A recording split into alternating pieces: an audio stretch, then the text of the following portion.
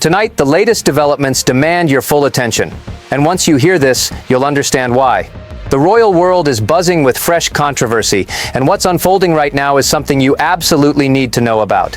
Before we dive deep into this explosive story, make sure you hit that subscribe button and turn on notifications because you won't want to miss a single update on this developing situation. And here's a question for you. Do you think the Sussexes are making the right career moves, or is this all heading toward disaster? Drop your thoughts in the comments below, and don't forget to smash that like button if you want to see more coverage like this. Now let's get straight into what everyone's talking about. Meghan Markle and Prince Harry made headlines once again, this time at the Sundance Film Festival in Park City, Utah. They showed up to promote their latest project, a film called Cookie Queens, which they executive produced. On paper, it sounds like another attempt to solidify their presence in Hollywood, but the reality? Well, it's far from the glamorous success story they probably hoped for. Cookie Queens is a documentary about Girl Scouts. Yes, you heard that right, Girl Scouts. It's not exactly the kind of blockbuster topic that gets people lining up around the block. And the attendance numbers at Sundance proved exactly that. Despite the high-profile push from two former senior working royals, the screening was described as nothing short of a misfire. Reports indicate that nearly 150 seats were left empty when the lights dimmed. Think about that for a second. This is Sundance, one of the biggest and most prestigious film festivals in the world, and they couldn't even fill the theater. What's even more telling is how those empty seats eventually got filled. It wasn't until the film actually started that wait-listed attendees were finally allowed to take the spots reserved for VIP pass holders who simply didn't show up. These are people who paid $7,000 for exclusive access, and they chose not to attend. That speaks volumes about the level of interest, or lack thereof, in anything associated with Harry and Meghan right now. The real Hollywood elite, the people who matter in that industry, clearly aren't buying what the Sussexes are selling. Now here's where it gets even more interesting. Just 24 hours earlier, in that very same theater, there was a premiere featuring Seth Rogen and Olivia Wilde. That event was so oversold that 100 people were actually turned away at the door. The contrast couldn't be more stark. One night, people are being turned away because there's too much demand. The next night, with Harry and Meghan, they're practically begging people to fill the seats. It's a brutal reality check for two people who clearly thought their royal titles would carry more weight in Tinseltown. But let's talk about the content itself for a moment. During the press appearances and red carpet interviews, Meghan made sure to steer every conversation back to herself. She talked endlessly about how she was once a Girl Scout, how she's been an entrepreneur from a young age, how she's always been a hustler. It's the same narrative we've heard time and time again, this attempt to paint herself as a self-made woman who's been grinding since childhood. The problem is, nobody's buying it anymore. People see through the carefully crafted image, and the empty theater seats prove it.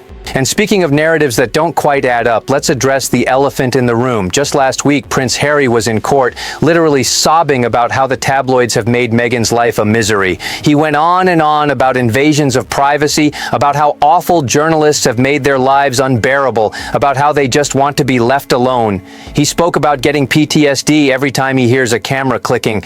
The whole performance was deeply emotional and, frankly, hard to watch. But here's the thing that makes absolutely no sense. That courtroom drama had nothing to do with his actual lawsuit against the Daily Mail. Nothing. He just decided to bring up Meghan and their privacy concerns out of nowhere, making it all about their victimhood once again.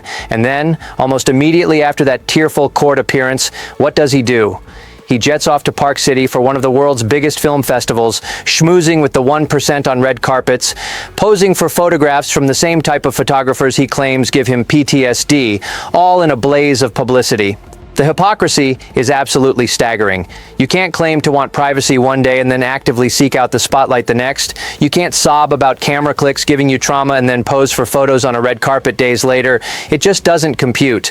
And people are noticing. The public isn't stupid. They see the contradiction, and it's eroding whatever credibility Harry and Meghan had left. Now, let's talk about what's really going on behind the scenes with these two. We all know what Meghan's up to. She's constantly in motion, launching projects, making announcements, doing interviews, always trying to stay relevant. You have to give her credit for the hustle, even if none of it ever seems to pan out. She's currently acting in a film where she's playing herself, which is probably the most on-brand thing she could possibly do. There are also plans for more podcasts, even though her first attempt with Spotify was cut short after they failed to deliver the content content they promised. And then there's the whole situation with her Netflix series. According to reports, her cooking show, which was tentatively titled something along the lines of a love letter to herself, has apparently been axed by Netflix. But that hasn't stopped her from dreaming up more television products. She's relentless in that regard, always trying to fill what appears to be an increasingly empty professional life with new ventures that ultimately go nowhere. But what about Harry? That's the real question. What exactly is he doing? He flies up to Canada to give speeches to real estate agents purely for money. He stands in front of these audiences and talks about his mother's death, using her memory as content for paid appearances. Is this really what Diana would have wanted for her son? It's hard to imagine that the late Princess of Wales would be proud of her son commercializing his trauma and his royal connection in such a blatant way. Then he comes to Britain to launch increasingly bizarre lawsuits against newspapers, legal actions that most experts agree won't ever amount to anything substantial. His life seems to have become this strange existence where he's perpetually in the shadow of Meghan's dervish-like activity, doing very little of substance himself. Is this what he really wants? Is he genuinely fulfilled living this way? According to recent reports, Harry is completely content being a stay-at-home dad while Meghan serves as the breadwinner. Sources say he rarely leaves the house and is perfectly happy just hanging out with the kids and running errands. People who live in Montecito, where the Sussexes have their mansion, have reported seeing Harry doing school drop-offs and showing up at sports events. He's apparently the one who's out and about more than Meghan is, and he's also described as being much more personable and friendly than his wife when he does interact with people. Meghan, of course, tells a different story. In her interview with Jamie Kern-Lima, she painted herself as the queen of school runs and domestic duties. But the reality on the ground seems to contradict that carefully constructed image. It's Harry who's doing the heavy lifting when it comes to parenting duties, while Meghan focuses on her endless stream of failed business ventures. And speaking of business ventures, there's been a lot of speculation about Harry potentially starting his own business this year. But honestly, what could he possibly do? He's all over the place and nowhere at all at the same time. He has no particular skills, no business acumen, no track record of success in any commercial endeavor. The idea of him launching some kind of startup is almost laughable when you really think about it. Meanwhile, there's growing concern about the Sussex finances. Multiple reports suggest that their coffers are rapidly depleting. We know they're spending somewhere between $2 and $3 million annually just on security. That's a massive burn rate, and it's not sustainable unless there's significant income coming in. And right now, there isn't. The Netflix deal isn't bringing in what they hoped. The Spotify deal is dead. Meghan's American Riviera Orchard brand is barely limping along. Speaking of American Riviera Orchard, there are rumors circulating that Harry and Meghan are actually the major investors in this venture. If that's true, and if the numbers floating around the internet about how little product is actually available are accurate, then they're in serious financial trouble. They're essentially funding Meghan's vanity project with their own dwindling resources, pouring money into something that shows no signs of becoming profitable. The whole situation is becoming increasingly desperate. They need money, they need relevance, they need something to work in their favor, but everything they touch seems to fail. Every project falls flat. Every public appearance generates more criticism than support. They're stuck in this cycle of diminishing returns, and there's no clear path out of it. And now, adding fuel to the fire, there are reports suggesting that Meghan might be considering having another child. Let's be very clear about something. If this were to happen, it would almost certainly have to be through surrogacy. Meghan is 44 years old. When she had Archie, she was already in what medical professionals call the geriatric pregnancy phase. That's just a clinical term, not a judgment, but it reflects the reality of maternal age and pregnancy risks. She also tragically lost a child before Lilibet was born, which would make any subsequent pregnancy even more high risk. At her current age, the chances of a successful natural pregnancy are significantly lower, and the medical risks are considerably higher. So if she wanted a third child, surrogacy would be the most likely route. But here's the problem with that scenario, and it's a big one. If a child is born through surrogacy, that child would not be in the line of succession to the British throne. And for someone like Meghan, who has shown herself to be deeply concerned with titles, status, and royal connections, that would be a nightmare scenario. The whole point of having children who are in the line of succession is the prestige and status it confers. A child born via surrogate wouldn't have that, and it's hard to imagine Meghan accepting that reality. So while there have been a couple of reports floating around about a possible third child, the logistics and implications make it seem highly unlikely. It's probably just another rumor in the endless cycle of speculation that surrounds the Sussexes. What's becoming increasingly clear is that Harry and Meghan are trapped in a prison of their own making.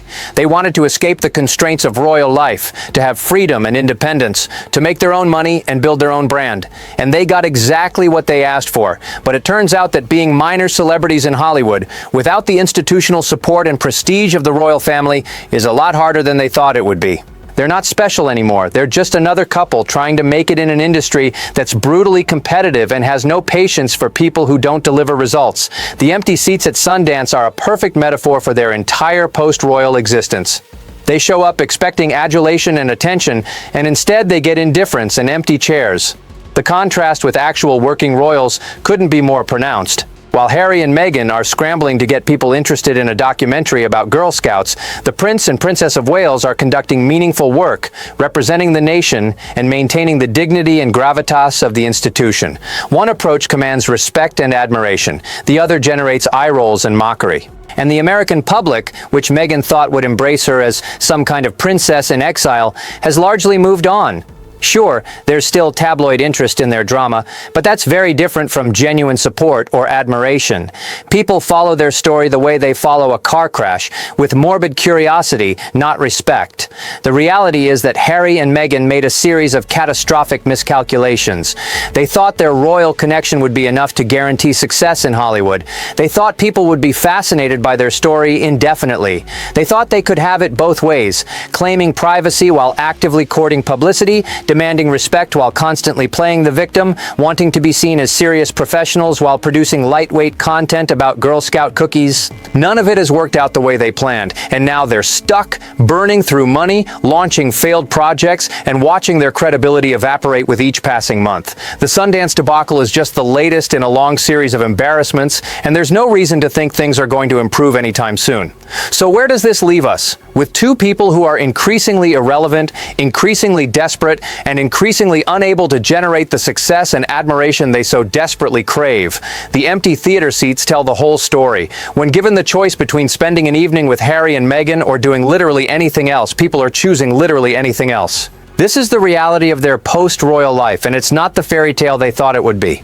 Make sure you're subscribed so you don't miss any updates on this evolving story, and let me know in the comments what you think happens next for the Sussexes. Do they keep trying and failing, or do they eventually give up and retreat from public life entirely? Hit that like button if you found this coverage valuable, and I'll see you in the next one with more developments as this story continues to unfold.